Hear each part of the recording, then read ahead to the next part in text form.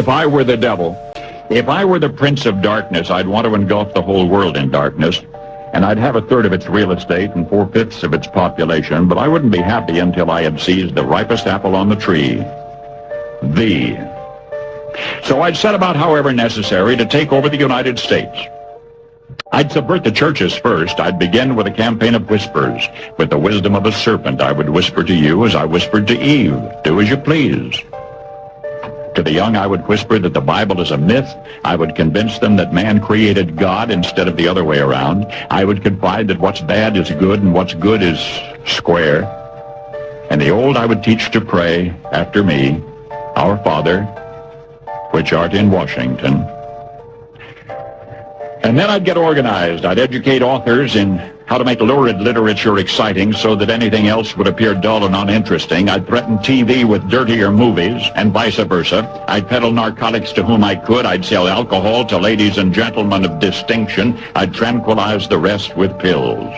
If I were the devil, I'd soon have families at war with themselves, churches at war with themselves, and nations at war with themselves, until each in its turn was consumed.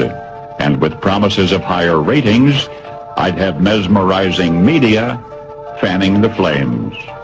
If I were the devil, I would encourage schools to refine young intellects, but neglect to discipline emotions. Just let those run wild.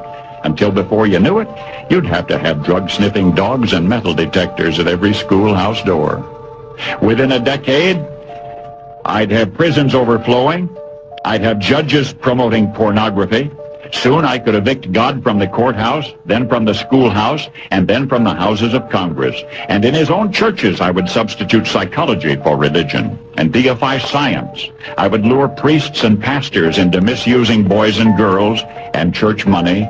If I were the devil, I'd make the symbol of Easter an egg and the symbol of Christmas a bottle. If I were the devil, I'd take from those who have and give to those who wanted until I had killed the incentive of the ambitious.